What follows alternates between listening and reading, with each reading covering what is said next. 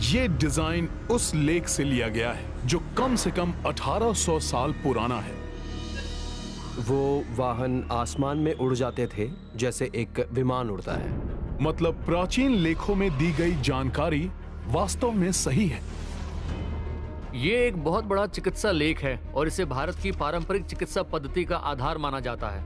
ओह अच्छा, तो ये आयुर्वेदिक चिकित्सा का आधार है। हाँ, ये किताब आधुनिक चिकित्सा के पितामह हिप्पोक्रेटिस से भी 100 साल पहले लिखी गई थी। कमाल है। इसमें प्राचीन भारत के विज्ञान, टेक्नोलॉजी और चिकित्सा विज्ञान की चर्चा है। लेकिन हमारे पूर्वजों को वो जानकारी कहाँ से मिली? परिग्रहियों से, दूसरी दुनिया के लोगों से।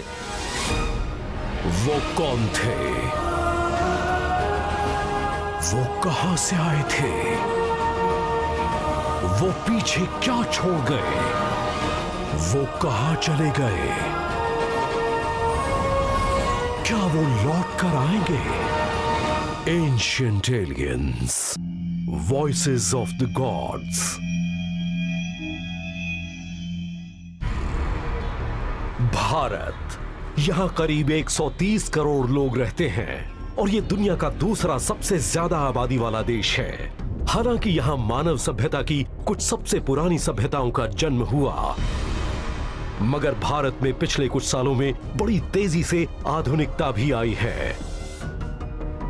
बेंगलोर शहर को ही ले लीजिए, यहां हजारों की संख्या में इंफॉर्मेशन टेक्नोलॉजी कंपनीज हैं और इसे दुनिया के एक सबसे हाईटेक शहरों में से एक माना जाता है। मगर इसकी उन्नति के साथ साथ इस शहर की प्राचीन उत्पत्ति भी नजर आती है। भारत की करीब 80% आबादी हिंदू है और हिंदू धर्म में आस्था रखने वालों का मानना है कि उनके देवी देवता सिर्फ एक पौराणिक जीव भर नहीं थे, बल्कि जीते जागते इंसान थे और समय समय पर पृथ्वी पर आते भी थे।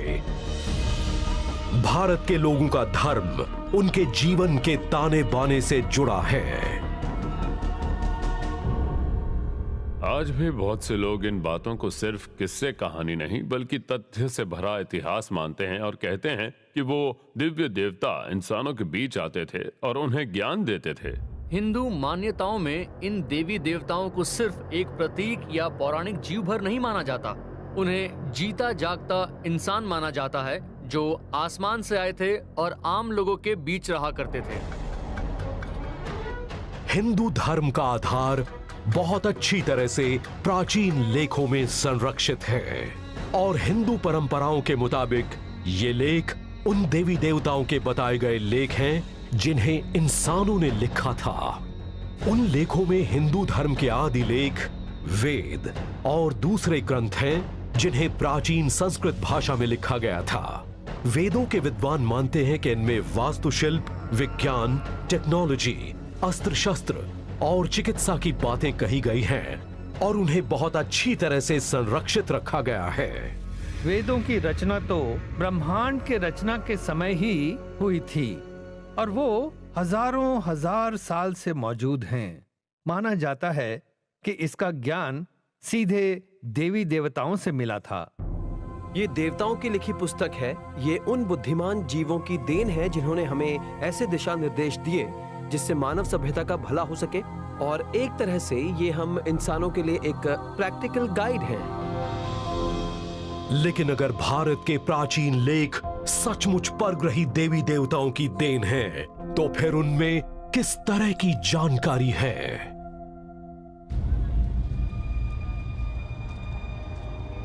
सिरपुर, भारत, सुरंग टीला मंदिर। यह मंदिर 7वीं सदी ईस्वी में बना था और इसे हाल ही में खोजा गया है क्योंकि 11वीं सदी में आए एक जबरदस्त भूकंप के बाद यह जमीन में दफन हो गया था। हालांकि इसका बाकी हिस्सा तो पूरी तरह से नष्ट हो चुका है, मगर इस मंदिर का काफी बड़ा भाग आज भी बचा हुआ है। पुरातत्व शास्त्री मानते हैं कि इसकी एक बड़ी वजह यह है कि इसे बनाने के लिए बड़ी ही उन्नत निर्माण तकनीक का इस्तेमाल किया गया था, जिसे आयुर्वेदिक या वैदिक निर्माण विधि कहते हैं। उन्होंने जिन सिद्धांतों का इस्तेमाल किया था वो उन्हें प्राचीन विज्ञान से मिले थे और ये डिजाइन प्राचीन लेखों से लिया गया था। मार्च 2017 रिसर्चर और प्राचीन अंतरिक्ष विचारक जॉर्जियो सुकलोस भारत गए और पुरातत्व शास्त्री डॉक्टर अरुण शर्मा से मिले, जिनकी देखरेख में यहाँ खुदाई की गई थी। ये तो बहुत सुंदर है। ये सीढ़ियां हैं और ये सीढ़ियां सीधी नहीं हैं। दोनों कोनों पर ये ऊपर उठ गई हैं। इन्हें ऊपर उठाया गया है। ये उस भूकंप का नतीजा है जो यहाँ 11वीं सदी ईस्वी में आया था, लेकिन यहाँ का बाकी का आवासीय क्षेत्र पूरी तरह से नष्ट हो गया। वाकई? अच्छा, तो इसे ही आयुर्वेदिक वास्तुशिल्प कहते हैं, राइट? हाँ, आयुर्वेदिक वास्तुशिल्प। ये मंदिर भारी पत्थरों से बनाया गया था और उन्हें आयुर्वेदिक मसाले से जोड़ा गया था, इसलिए ये आज भी इतने मजबूत हैं कि 1600 साल बाद भी टिके हुए हैं। वाह, कमाल की बात है। आइए अब मैं आपको वो जगह दिखाता हूँ जहाँ वो गारा लगा है। चलिए। हालांकि यहाँ के बहुत बड़े हिस्से को आधुनिक कंक्रीट से फिर से बनाया गया है, मगर आज भी यहाँ आयुर्वेदिक गारे से जुड़े पत्थर मिल जाते हैं। ये देखिए, इन दो पत्थरों के बीच जरा सा भी फासला नहीं है। यहाँ आयुर्वेदिक गारा लगाया गया था। ऐसा लगता है जैसे ये एक तरह का गोंद हो। हाँ, ये गोंद ही है। ये अपनी जगह से हिले भी नहीं है। ये एक परमा जॉइनिंग है। ये लंबे समय तक तभी टिका रह सकता है जब इसे प्राचीन तरीके से जोड़ा जाए, सीमेंट से नहीं। सीमेंट की उम्र सिर्फ 70 साल की होती है। माना जाता है कि इस गोंद जैसी चीज का जोड़ कंक्रीट से करीब 20 गुना ज्यादा मजबूत होता है, मगर आज के भवन निर्माता ये बात मानने को तैयार नहीं है कि एक प्राचीन गारा भी आज की निर्माण सामग्रियों से बेहतर हो सकता है। वाह, क्या बात है, बहुत सुंदर। ये गारा बनाने का पूरा ब्यौरा एक प्राचीन भारतीय लेख मयंतम में मिलता है, उस पांडुलिपि से जिसमें भवन निर्माण की तकनीकें बताई गई हैं। माना जाता है कि इस पुस्तक में जो जानकारी दर्ज है उसे मानव सभ्यता तक पहुंचाया था निर्माण के देवताओं के प्राचीन राजा मयासुर ने, जिसकी देखरेख में पृथ्वी पर कई निर्माण कार्य हुए और आसमान में भी शहर बसाए गए। अभी हम एक सैंक्टम सेंक्टोरियम के सामने खड़े हैं और इसे हम प्रवेश द्वार कहते हैं। ये देखिए, ये दरार है। हैरानी की बात है कि यहाँ कई और ऐसे भूकंप रोधी तरीकों का इस्तेमाल किया गया था, जिनसे पता चलता है कि यहाँ निर्माण में कितनी उन्नत तकनीक अपनाई गई थी। सुरंग टीला मंदिर में कई खास जगहों पर करीब 80 फुट लंबे मुहाने हैं, जो ऐसे एयर पॉकेट्स बनाते हैं जिनसे भूकंप का प्रभाव कम हो जाता है। अब मैं आपको वो किताब दिखाता हूँ जिनमें इन सब की चर्चा है। हाँ, जरूर। ये है वो किताब। अच्छा। ये 2 खंडों में है। आह। हाँ, 2 खंडों में। हर ब्यौरा इसमें दर्ज है। ओ वाह, काफी जी हाँ, बड़ी है, जी बहुत हाँ। मोटी किताब है। और ये लेख करीब 4500 साल पुराने हैं। इन्हें एक पीढ़ी से दूसरी पीढ़ी को सुनाया जाता था, लेकिन जब लिखना शुरू हुआ तब इन्हें लिखा गया। बताएंगे कि आपके हिसाब से ये जानकारी कहाँ से आई थी? उन उन्नत लोगों से जो हमारी पृथ्वी पर आया जाया करते थे। मुझे लगता है उन्हीं लोगों ने पृथ्वी पर रहने वाले लोगों को वो ज्ञान दिया था। और आपको भी लगता है कि उस ज्ञान की उत्पत्ति सितारों के बीच हुई थी? उस ज्ञान में उन परग्रहियों की भी एक भूमिका तो थी। वाह, कमाल है। हिंदू धर्म में आस्था रखने वाले लोग मानते हैं कि सुरंग टीला मंदिर में इस्तेमाल की गई निर्माण तकनीक उस उन्नत निर्माण टेक्नोलॉजी का एक नमूना भर है जिसकी चर्चा प्राचीन हिंदू ग्रंथों में की गई है। मगर कुछ लेख तो ऐसे भी हैं जो इस बात के ठोस प्रमाण हैं कि पृथ्वी पर परग्रहियों की गतिविधियां जारी थीं। सिंधु घाटी, उत्तर पश्चिम भारत, पाकिस्तान, जून 2011। जीवाश्म विज्ञानियों को एक 4300 साल पुरानी खोपड़ी मिली जिसमें कई सुराख किए गए थे। और हैरानी की बात यह है कि उनसे पता लगता है कि उस जमाने में दिमाग का ऑपरेशन किया जाता था और वो ऑपरेशन कामयाब भी रहा था, क्योंकि खोपड़ी पर जख्म भरने के भी निशान थे। प्राचीन भारत में लोगों के इलाज के लिए खास तरह की दवाओं का उपयोग किया जाता था और ऑपरेशन भी किए जाते थे, और वो खोपड़ी का भी ऑपरेशन करते थे। और इनमें सबसे हैरानी की बात यह है कि इस तरह का विकसित चिकित्सा ज्ञान बहुत ही पुराना है, काफी पुराना। उस जमाने में लोग उन तकनीकों से लोगों का इलाज करते थे। वेदों के विद्वान मानते हैं कि प्राचीन हिंदू दिमाग का ऑपरेशन करते थे और उनकी चिकित्सा तकनीक भी काफी उन्नत थी। और उस समय का चिकित्सा ज्ञान 800 ईसा पूर्व की संस्कृत में लिखी एक पुस्तक में दर्ज है जिसका नाम है सुश्रुत संहिता। 2017 में भारत के महाबलीपुरम की एक स्थानीय लाइब्रेरी में जॉर्जियो सुकलोस मिले अपने साथी प्राचीन अंतरिक्ष विचारक प्रवीण मोहन से और उस लेख को करीब से देखा। ये चिकित्सा विज्ञान पर लिखी एक बड़ी अहम पुस्तक है जिसमें 11,000 से ज्यादा बीमारियों के इलाज की चर्चा है। इसमें औषधीय गुणों वाले 700 पौधों, खनिज तत्वों से बनने वाली 64 दवाओं और जानवरों से बनने वाली 57 दवाओं का जिक्र है और इसे आयुर्वेद का आधार माना जाता है, यानी भारत की पारंपरिक चिकित्सा पद्धति। ओह, आपका मतलब है कि ये आयुर्वेद का आधार है। ओके, हाँ, बहुत अच्छा। बिल्कुल, मैंने भी इसका एक अंश पढ़ा है जो आपको भी बड़ा दिलचस्प लगेगा। ये रहा, ये देखिए, यहाँ लिखा है कि शल्य चिकित्सा 8 प्रकार की होती है और वो हैं चीरा लगाना, काटना, खुरचना, छेदना, धसाना, निकालना, तरल निकालना और साथ ही साथ टांके लगाना। आज से 2600 साल पहले भारत में ये सब होता था और ये किताब लिखी गई थी आधुनिक चिकित्सा के पितामह हिप्पोक्रेट्स के आने के भी 100 साल पहले। कमाल की बात है, लेकिन उन्हें ये जानकारी मिली कहां से? इसके पीछे की क्या कहानी है?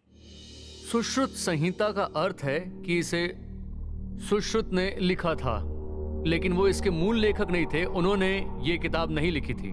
उन्हें ये जानकारी मिली थी एक अलग चरित्र धन्वंतरी से, जिन्हें इस दुनिया का नहीं माना जाता। धन्वंतरी को देवताओं का वैद्य और आयुर्वेदिक चिकित्सा का जनक माना जाता है। धन्वंतरी खुद भी दिव्य मूल के थे और उनका जन्म क्षीर सागर के मंथन से हुआ था। क्षीर सागर के मंथन का संबंध शायद आकाश गंगा से है। धन्वंतरी का जन्म उसी से हुआ था और वो देवताओं के वैद्य बन गए। इसके बाद उन्होंने चिकित्सा का वही ज्ञान इंसानों को दिया। धन्वंतरी का जन्म शायद आकाश गंगा से हुआ था। अचानक ही हमें एक देवता आकाश गंगा से जुड़ा हुआ नजर आता है। अब हमें और क्या चाहिए? जाहिर है सुश्रुत संहिता में जो ज्ञान है वो एक परग्रही मेहमान की देन है। आयुर्वेद को दुनिया का एक सबसे पुराना चिकित्सा विज्ञान माना जाता है जिसमें उपचार की विस्तृत जानकारी दी गई है। क्या ये कहा जा सकता है कि वो ज्ञान मानव सभ्यता को परग्रहियों ने दिया था? प्राचीन अंतरिक्ष विचारक मानते हैं कि ऐसा ही हुआ था और उनका तर्क है कि दूसरे लेख इस परग्रही संबंध को और स्पष्ट करते हैं। मुंबई यूनिवर्सिटी, कलीना, भारत, जनवरी 2015। इंडियन साइंस कांग्रेस ने कई तकनीकी विषयों पर भारत के कुछ बड़े मशहूर इंजीनियर्स के साथ एक वार्ता रखी। इनमें से ही एक विषय था भारत की प्राचीन उड्डयन तकनीक। इस पर भाषण दिया रिटायर्ड पायलट और फ्लाइट इंस्ट्रक्टर कैप्टन आनंद जे बोडस ने। अपने भाषण में कैप्टन आनंद बोडस ने युवा इंजीनियर से कहा कि वो उन चीजों का निर्माण करें जिनकी चर्चा प्राचीन वैदिक लेखों में की गई है, क्योंकि उनमें एविएशन के क्षेत्र में कई ऐसे उन्नत यंत्रों की चर्चा की गई है जो हमारे आज के यंत्रों से कहीं बेहतर हैं।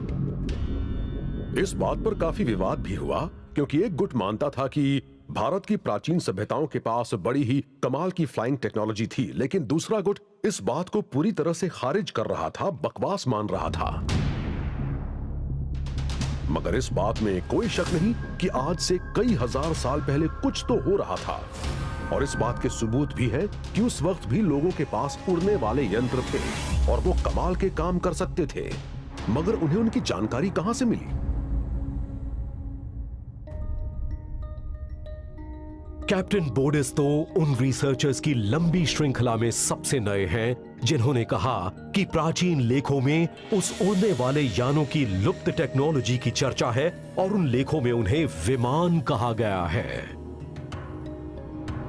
1895 में राइट ब्रदर्स की कामयाब उड़ान से 8 साल पहले संस्कृत के विद्वान शिवकर तलपदे ने ऐसे ही एक यान का परीक्षण किया था और उसे उन्होंने उन प्राचीन लेखों से मिली जानकारी के आधार पर बनाया था। तलपदे भारत में संस्कृत में लिखे वैदिक लेखों का अध्ययन कर रहे थे और उन्होंने फैसला किया कि वो उन वैदिक लेखों में बताई गई तकनीक से ही एक विमान बनाएंगे। तलपदे के पहले विमान का नाम था मारुतसखा, जिसका मतलब होता है हवा का दोस्त, और उन्होंने उस विमान को हजारों लोगों के सामने उड़ाया था मुंबई के बीच पर। कहा जाता है कि उन्होंने अपना विमान करीब 1500 फुट की ऊंचाई पर 30 सेकंड तक उड़ाया था, जबकि राइट ब्रदर्स अपना यान सिर्फ 120 फुट की ऊंचाई तक 12 सेकंड तक ही उड़ा पाए थे। अगर ये बात सच है तो एविएशन का इतिहास ही बदल जाएगा। लेकिन इससे भी ज्यादा दिलचस्प बात तो ये है कि उनके विमान का डिजाइन पूरी तरह से उन लेखों पर आधारित था जो हजारों साल पहले लिखे गए थे, और तब इंसान उड़ने की बात सोच भी नहीं सकता था। 2017 में काव्या वडाडी नाम की एक एयरक्राफ्ट डिजाइन इंजीनियर ने दिल्ली में मारुतसखा की नकल बनाने की कोशिश की और उन्होंने भी उन्हीं लेखों के आधार पर एक डिजिटल 3D मॉडल बनाया जिनका अध्ययन तलपदे ने किया था। उन्होंने अपनी वो डिजिटल फाइल एक aerospace system engineer Travis Taylor को भेजी ताकि वो उसे 3D प्रिंट करके एक विंड टनल में उसकी एरोडायनामिक खूबियों की जांच कर सके। लेकिन क्या इस परीक्षण में ये प्राचीन डिजाइन टिक पाएगा? कैलिफोर्निया यूनिवर्सिटी अर्वाइन, अप्रैल 2017। एरोस्पेस इंजीनियर ट्रेविस टेलर को एक विमान का मॉडल मिला जिसे बनाया गया था भारत के प्राचीन लेखों में दर्ज एक डिजाइन के आधार पर, और माना जाता है कि वो लेख 500 ईसा पूर्व में लिखे गए थे। अब ये उसे विंड टनल में डालकर ये देखने वाले हैं कि ये उड़ने लायक है भी या नहीं। अच्छा, पहले तो ये बताइए कि आप इस विंड टनल में क्या करने वाले हैं? ठीक है, देखिए ये हमारा एरोस्पेस व्हीकल मॉडल है। हमने इसे इस बूम से जोड़ रखा है। इसके आर्मेचर पर एक फोर्स गेज लगा है। इसके आसपास से करीब 80 किलोमीटर प्रति घंटा पर हवा गुजरेगी। इसके बाद हम इसके ऊपर लगने वाले बल को मापेंगे और तब पता चलेगा कि ये उड़ सकता है या नहीं। ये मॉडल एरोडायनामिकली सही है या नहीं, इसका पता लगाने के लिए आप इसमें किस तरह के संकेत देखने वाले हैं? देखिए, हम सबसे पहले तो सामान्य फोर्स को मापेंगे। वो सामान्य फोर्स ऊपर और नीचे की होगी। अगर ये ऊपर जाता है तो ये बड़ी अच्छी बात होगी, क्योंकि उसका मतलब होगा कि ये ऊपर उठ रहा है। और विमान भी ऐसे ही उड़ते हैं। जब कोई विमान चलने के बाद आगे बढ़ता है और उड़ता है तो उसे लिफ्ट मिलती है। हम एक और चीज नहीं देखना चाहते हैं कि ये दाएं बाएं जाए या फिर असमान तरीके से ऊपर नीचे जाए, क्योंकि उसका मतलब होगा कि ये स्थिर नहीं है। बहुत खूब, चलिए इसे चलाते हैं, फिर देखते हैं कि ये क्या करता है। हाँ, चलाते हैं।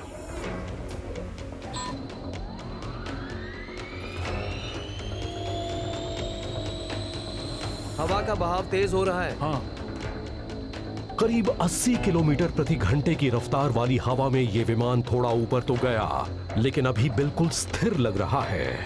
ये दाएं बाएं नहीं जा रहा। बढ़िया।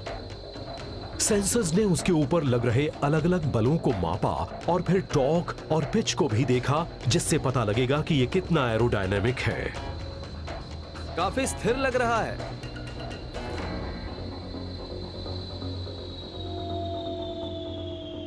ओके, चलिए अब नतीजे देखते हैं। हमने इस परीक्षण के दौरान सामान्य फोर्स को देखा, और जब इस मॉडल ने लिफ्ट किया तब वो फोर्स करीब 13 ग्राम से 26 ग्राम्स के बीच थी।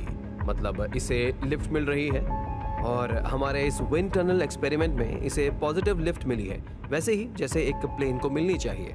क्या आपने ऐसी किसी चीज से इस तरह के नतीजे की उम्मीद की थी?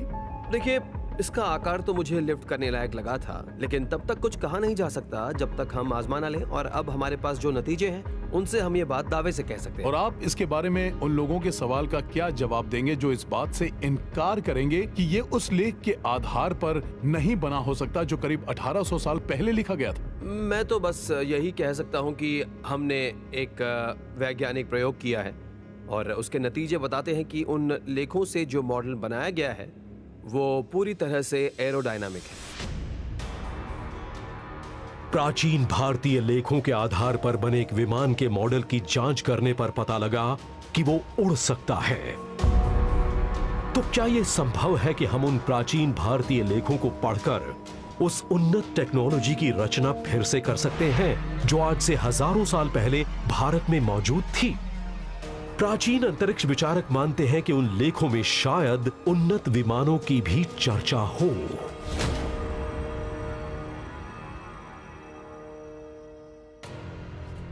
हिंदू विद्वान मानते हैं कि संस्कृत के प्राचीन लेखों में अंतरिक्ष की सैर की भी चर्चा है और इस बात की भी चर्चा मिलती है कि इंसान मानव रूप में अंतरिक्ष यान में बैठकर दूसरे सौर मंडलों में जाते थे।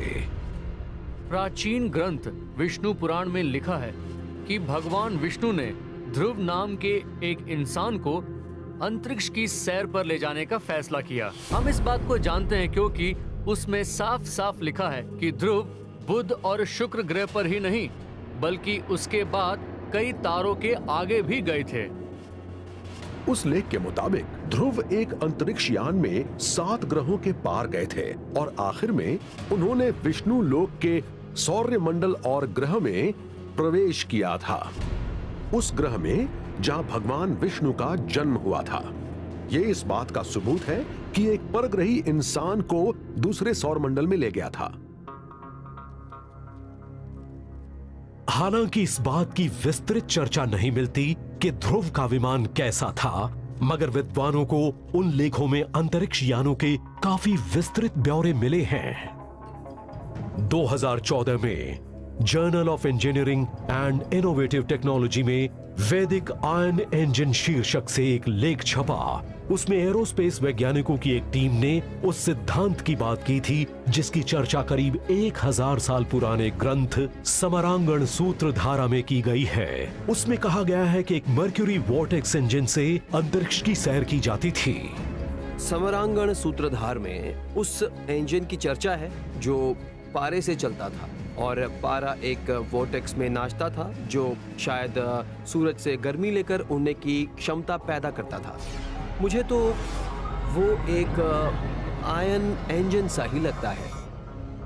आयन इंजन्स का कॉन्सेप्ट तो 100 साल से भी ज्यादा पहले से मौजूद है। इसके काम करने का तरीका यह है कि इसमें ज़ीनान गैस होती है जो हीलियम या नियॉन जैसी होती है मगर उससे भारी होती है और उसे एक चेंबर में डालने पर वो आयनाइज होती है। जैसे ही उसमें इलेक्ट्रिक चार्ज आता है उसके इस ग्रिड के बीच वोल्टेज डाला जाता है और उसके पीछे भी वोल्टेज डालने पर ज़ीनान उस इंजन से बाहर निकलती है और इस क्रिया पर एक प्रतिक्रिया भी होती है जिससे होता यह है कि अंतरिक्ष यान दूसरी दिशा में चला जाता है। इस तरह से आयन थ्रस्टर एक अंतरिक्ष यान को चलाता है। पहले उन आयंस को गर्म किया जाता है, फिर अंतरिक्ष यान के पिछले हिस्से में उन्हें एक्सेलरेट किया जाता है। उससे उसे थोड़ा सा थ्रस्ट मिलता है लेकिन वो काफी देर तक रहता है और इसी वजह से आयन इंजन्स अंतरिक्ष की सैर के लिए अच्छे होते हैं। 2007 में नासा ने डॉन अंतरिक्ष यान लॉन्च किया। उसमें कई चरणों में काम करने वाला पारंपरिक केमिकल रॉकेट लगा था जो उसे पृथ्वी की कक्षा के बाहर ले गया, मगर उसके बाद वो आयन इंजन की मदद से अंतरिक्ष में और आगे गया। उस मिशन के लिए सबसे जरूरी था आयन थ्रस्टर और उसे ऊर्जा मिलती है सोलर पैनल से। ये एक सोलर पावर से चलने वाला आयन थ्रस्टर है जिसके बीच में एक वॉर्टेक्स बनता है और वो जाता है ग्रहिका पट्टी तक, जैसा कि उन संस्कृत लेखों में लिखा गया है।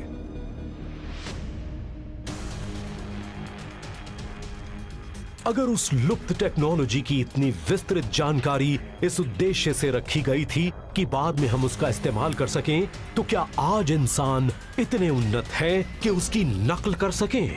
और अगर कर सकते हैं तो क्या आज के वैज्ञानिक अंतरिक्ष की प्राचीन सैर के अलावा भी कुछ बातों का पता लगा सकते हैं?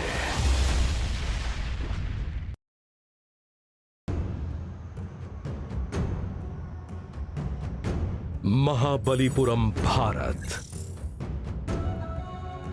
यहां की एक लाइब्रेरी में साथी प्राचीन अंतरिक्ष विचारक प्रवीण मोहन ने जॉर्जो सुकलोस को भारत के कुछ प्राचीन लेखों की कुछ प्रतिलिपियां दिखाएं। आइए अब मैं आपको एक और किताब दिखाता हूँ, और ये है भगवत गीता। श्रीमद् भगवत गीता 13,000 पन्नों वाले महाग्रंथ महाभारत का सबसे अहम हिस्सा है। भगवत गीता में कुल 18 अध्याय हैं। इतिहासकार मानते हैं कि इस ग्रंथ की रचना करीब 500 ईसा पूर्व में हुई थी, मतलब ये 2500 साल पुराना है। ओके। मगर पौराणिक कथाओं के मुताबिक इसकी रचना कम से कम 10,000 साल पहले हुई थी। ये बड़ा ही लोकप्रिय ग्रंथ है और बहुत से लोग मानते हैं कि इस ग्रंथ में परमाणु विज्ञान भी छुपा है। और ऐसा आम लोग नहीं कहते, बल्कि आधुनिक फिजिसिस्ट्स कहते हैं। मतलब हम ये बात लोगों के सामने रख सकते हैं कि परमाणु का ज्ञान इस किताब में दर्ज है, हाँ। जो कम से कम 2500 साल पुरानी है। और कुछ लोगों का तो ये भी कहना है कि ये एक परग्रही द्वारा लिखी गई है। हाँ, ओके। यहाँ तक कि रॉबर्ट ओपेनहाइमर, जो कि परमाणु बम के जनक थे, वो भी इस ग्रंथ से प्रभावित थे। वाकई? हाँ। वाह, ये बड़ी दिलचस्प बात है।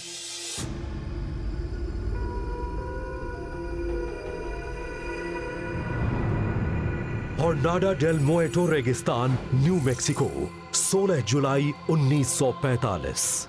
बंजर बियाबान, अलामोगोर्डो बॉम्बिंग और गनरी रेंज में वैज्ञानिकों ने इंसान के बनाए पहले परमाणु बम का परीक्षण किया था।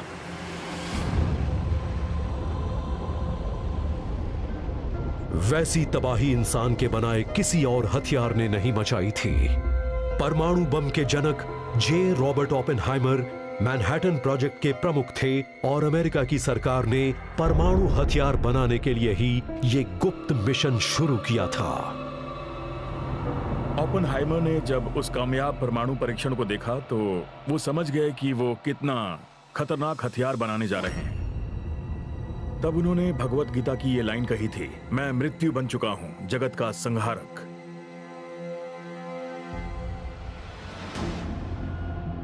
ओपेनहाइमर की संस्कृत साहित्य में दिलचस्पी तब पैदा हुई थी जब वो बर्कले में कैलिफोर्निया यूनिवर्सिटी के एक प्रोफेसर थे और उन्हें वो लेख दिए थे मशहूर विद्वान आर्थर डब्ल्यू राइडर ने। राइडर की देखरेख में ओपेनहाइमर ने वैदिक लेखों को अच्छी तरह से पढ़ा और संस्कृत के अच्छे जानकार बन गए। उनकी जीवनी लिखने वालों के मुताबिक उनके पास भगवत गीता की भी एक प्रति थी और वो अक्सर अपने दोस्तों को भी तोहफे में भगवत गीता दिया करते थे। भगवत गीता का मूल सार है फल की इच्छा किए बिना कर्म करते जाना, और उन्हें भी यही लगा कि उनका यही कर्म है, उनका फर्ज है। हालांकि उन्हें ये बात अच्छी तरह से पता थी कि परमाणु हथियार बनाना बहुत बुरा काम है। वो मानते थे कि वो भी उस खगोलीय चक्र का एक हिस्सा हैं और आगे बढ़ने के लिए ऐसा करना जरूरी था। वो शायद ये भी जानते थे कि परमाणु बम बनाकर हम उन तकनीकों से फिर से जुड़ने जा रहे हैं जो हजारों साल पहले मानव सभ्यताओं के पास मौजूद थी। भारतीय लेखों में एक बड़ी अहम बात की चर्चा भी है, अस्तित्व के चक्र की। इसका मतलब है कि जब हम एक खगोलीय चक्र पूरा कर लेते हैं तो फौरन दूसरा चक्र शुरू हो जाता है। ओपेनहाइमर को खुद ऐसा लगा कि वो एक प्राचीन नियति को पूरा कर रहे हैं। उस हथियार का इस्तेमाल शायद एक बड़े युद्ध को खत्म करने में होगा, और हुआ भी यही। उसी परमाणु बम से दूसरा विश्व युद्ध खत्म हुआ। उस लिहाज से उन्हें लग रहा था कि वो उस नियति को पूरा कर रहे हैं जो उनके पास एक परग्रही स्रोत से आई थी, मसलन उन देवताओं से जिन्होंने प्राचीन भारत को प्रभावित किया था। अगर ओपेनहाइमर ने वो परमाणु बम भारत के प्राचीन लेखों के आधार पर बनाया था, तो क्या यह संभव है कि पृथ्वी पर हजारों साल पहले ऐसे हथियार थे?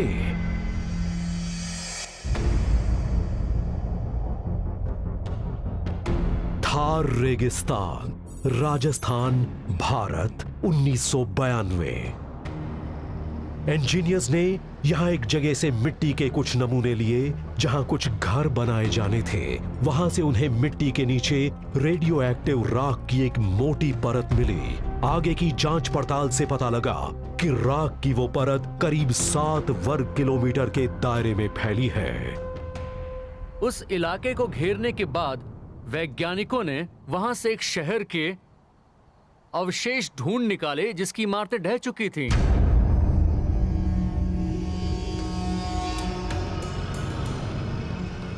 वैज्ञानिकों को वहां से राख की एक मोटी परत मिली जो उनके हिसाब से 8 से 12,000 साल पुरानी थी, और इस बात का सबूत भी है कि वहां एक जमाने में परमाणु विस्फोट हुआ था। ये बात बड़ी दिलचस्प है क्योंकि संस्कृत लेखों में प्राचीन काल में हुई ऐसी ही एक घटना की चर्चा है। संस्कृत के एक और महाकाव्य रामायण में ब्रह्मा के एक अस्त्र की चर्चा मिलती है जिसका नाम था ब्रह्मास्त्र, और वो इतना शक्तिशाली था कि आसमान से तबाही बनकर टूटता था। ब्रह्मा ने वो अस्त्र रामायण के नायक राम को दिया था और कहा था कि जब रावण के विरुद्ध युद्ध में सारे पारंपरिक विकल्प असफल हो जाएं, तब इस अस्त्र का इस्तेमाल करना। मानव सभ्यता के इतिहास में ब्रह्मास्त्र से ज्यादा खतरनाक हथियार और कोई नहीं है। वो एक परमाणु अस्त्र था जिसका विस्फोट किया जा सकता था और उसका असर भी विनाशकारी था।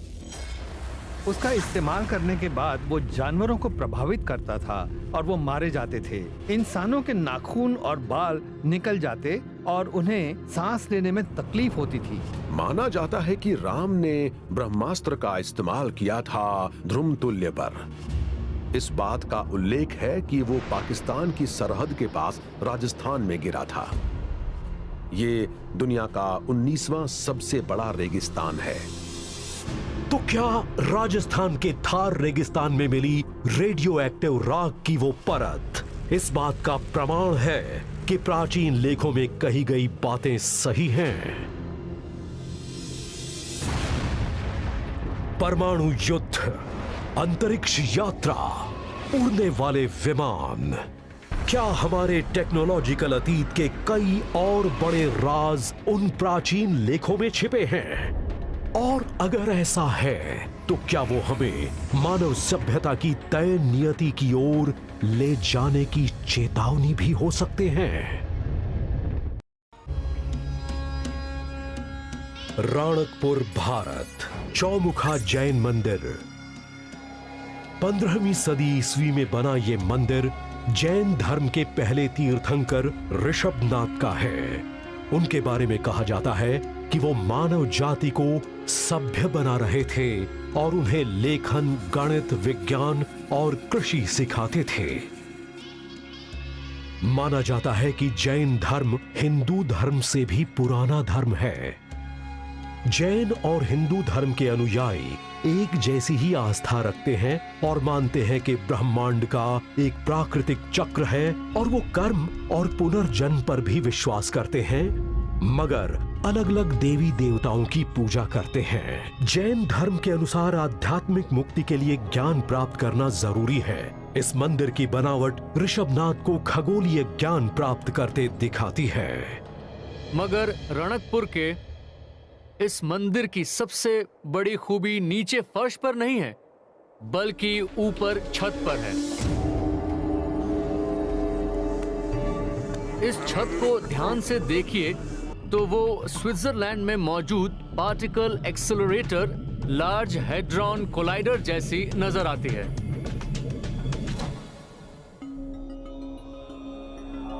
अगर इसकी छत को देखा जाए तो वहां की गई नक्काशी बड़ी ही अनोखी लगती है। वो गोल आकार की है, उसमें पट्टियों के अंदर पट्टियां बनी हैं और सभी लाइंस उसमें केंद्र की ओर जाती हैं। इसे देखने के बाद बड़े ही साफ तौर पर इस छत और लार्ज हैड्रॉन कोलाइडर में समानता नजर आती है। करीब 27 किलोमीटर लंबा लार्ज हेड्रॉन कोलाइडर या LHC दुनिया का सबसे बड़ा और सबसे शक्तिशाली पार्टिकल एक्सेलरेटर है। इसे बनाया गया था छोटे छोटे प्रोटॉन्स को करीब 11 करोड़ किलोमीटर प्रति घंटा यानी प्रकाश जितनी रफ्तार से आपस में टकराने के लिए। माना जाता है कि इन टक्करों से जो ऊर्जा पैदा होगी वो करीब करीब बिग बैंग के बाद पैदा हुई ऊर्जा के बराबर होगी। बहुत से वैज्ञानिक मानते हैं कि उसी घटना से ब्रह्मांड का जन्म हुआ था। मगर इन टक्करों का परीक्षण करने के बाद वैज्ञानिक ये अंदाजा लगा सकते हैं कि ब्रह्मांड की शुरुआत कैसे हुई थी। हेड्रॉन सुपर कोलाइडर, इसका असली मकसद है बिग बैंग के ठीक बाद के माहौल जैसे माहौल को बनाना, क्योंकि तभी ब्रह्मांड की रचना हुई थी। लेकिन फिक्र की बात यह है कि हम वो हालात पैदा करना चाहते हैं जो बिग बैंग के बाद के ब्रह्मांड में थे। हमें उन चीजों का भी सामना करना पड़ेगा जो ब्रह्मांड की रचना के समय इधर उधर तैर रही थी, और हम उनसे बचना चाहते हैं। लेकिन इन अनजान चीजों से बच पाना बहुत मुश्किल है।